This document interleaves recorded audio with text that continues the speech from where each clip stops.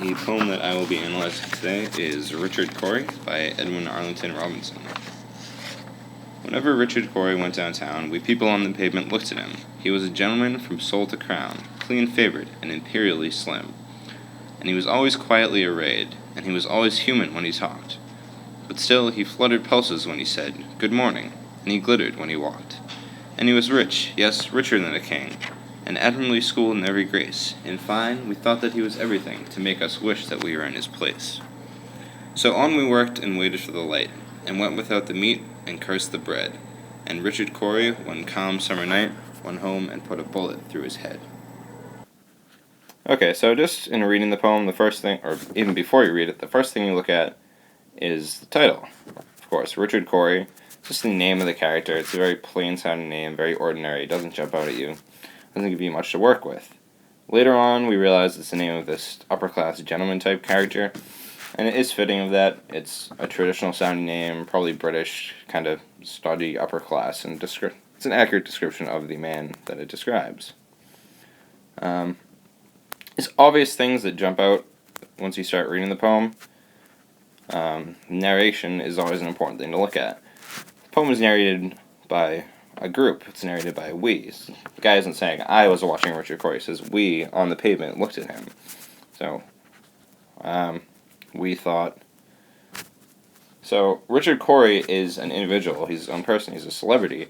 Versus the narration is by the nameless masses.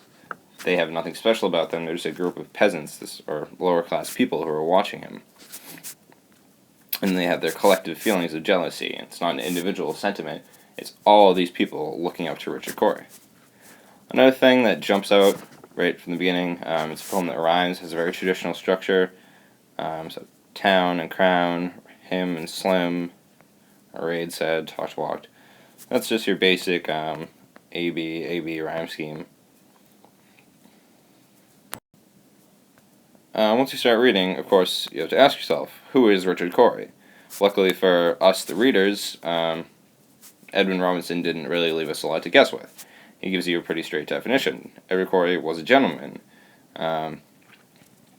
He's just a member of the upper classes in this time period, late 1800s.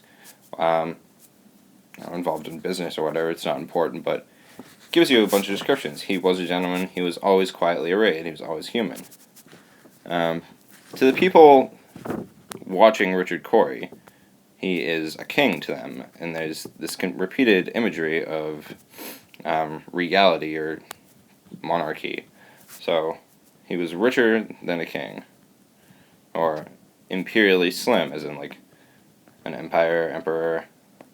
So, to them, Richard Cory is royalty. And to these people who live in the lower classes and they have limited world experiences, he is, for them, their king. They look up to him, they watch him, he's a world apart, he's head and shoulders above them. Another image I forgot, you see, has the crown. But it's important to note, they note that Richard Cory is not a complete jerk. He's not someone who looks down on the people he's walking by. He's nice to them. They don't hate Richard Cory for being above them. They like him. Interesting wordplay here. He was a gentleman from soul to crown. So you have soul, but of course, the second interpretation being soul. So Richard Cory is not a corrupt, terrible person. He has a good soul, and they like him. Alright, so continuing with the theme of Richard Cory being a good person, he has a good soul. The narrator, or the narrators, because we have the we thing going on, they make sure to note that he was always human. They have this line right here. So human meaning he's not holding himself above. He's someone who's just like them. If I can write. So the people identify with him, and he's very down to earth. He's a nice person. He walks by and he says good morning to all the people. He's quietly arrayed. He's not full of himself. But still, they make this note. One of my favorite parts, I guess the most interesting parts for me, was this line right here. Still, he fluttered pulses. So, you ask yourself, what does fluttered pulses mean. It took me a while to realize. I was thinking that, I don't know, he's making the people nervous. The interpretation that I like the most, though, would be pulses as in heartbeats. So, it's a little heart. So the people are walking by, and even though Richard Cory is being nice to them, and maybe because he's being nice to them, to be spoken to by Richard Cory makes their hearts beat faster. They're honored to be talking to this upper-class king.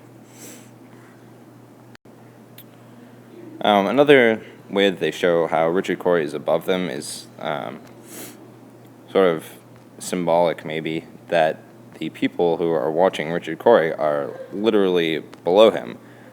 They're on the pavement. So he is, of course, is not on the pavement. Richard Cory is, I don't know, on a horse or walking by or riding by in a carriage. So the people are looking up, literally looking up to him. Literary devices in this poem, not a huge collection of them. You have, of course, everyone's favorite, easy to find, repetition. He was always, he was always, he was rich. The same structure being used over and over again to describe Richard Cory. So in some ways, it is a biography from the perspective of the lower classes. Keep saying this is how Richard Cory was, or how they perceived him, more importantly. So you come to the end of the poem, the last stanza, the people working away, and the division between them. They say, Richard Cory was rich, so we are not rich. Richard Cory was admirably schooled, we are not schooled. Or, I guess, not learned people. We are working, Richard Cory doesn't have to work. We are going without meat, Richard Cory eats meat. We have to eat nothing but bread. Richard Cory can afford to eat more than bread. I think that line, particularly about the food, can be looked at as symbolism, with the meat being viewed as the lifestyle of the upper classes and the bread. So they're not cursing the bread; they're cursing their life. They curse that they have to live in this life of poverty.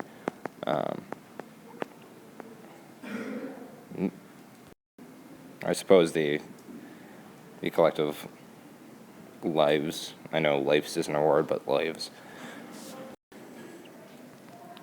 So the elephant in the room, of course, as you're reading this poem and as I'm sitting here explaining it to you, is the big snap surprise ending.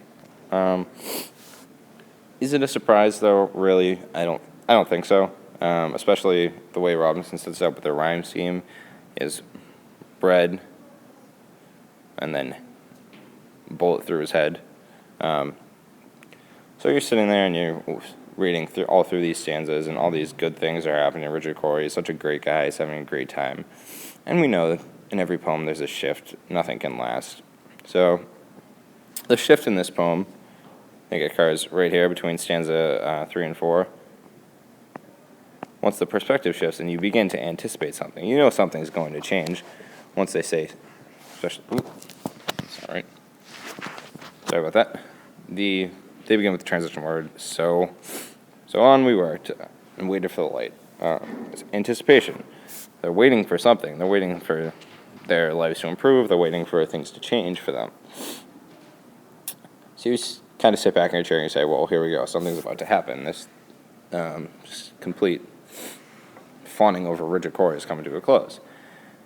And you're sitting and you come to this line and you say, Richard Cory, one calm summer night. Well, something very bad is about to happen to Richard Cory. We know that as readers. You're all pretty smart people. So you come to the big ending. Richard goes home and commits suicide. He takes his own life. And to the people, it's shocking. Richard Cory is everything they've always wanted to be. He has this great life. He's rich. He doesn't have to worry about working. Why would he kill himself? Why would he be unsatisfied? To them, it's a surprise. To us, as the reader, is it a surprise? I don't think so. The ending is set up in 1,000 different ways with the rhyme scheme. It's nobody ever writes a poem that's just a happy story. So something's going to happen to him, and All right. I don't know.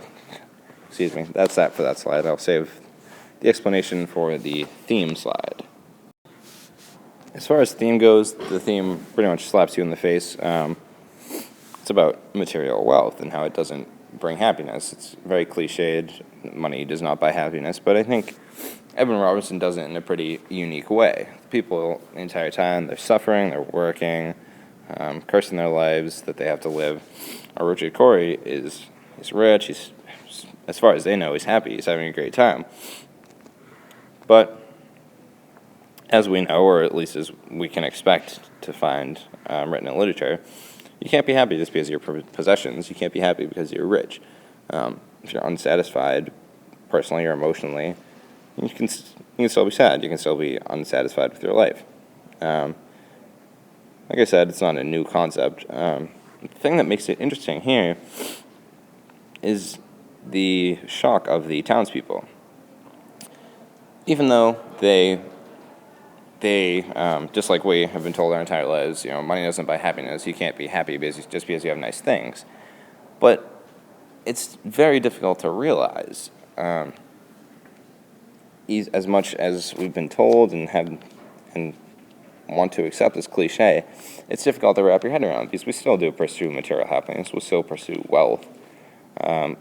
So at the end of the poem, have the people of the town learn their lesson?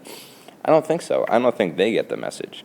I think for them, living their lives of poverty and living in suffering, they are just completely taken aback by Richard Cory's suicide. They're surprised. They cannot figure out for the life of them why he would be unhappy.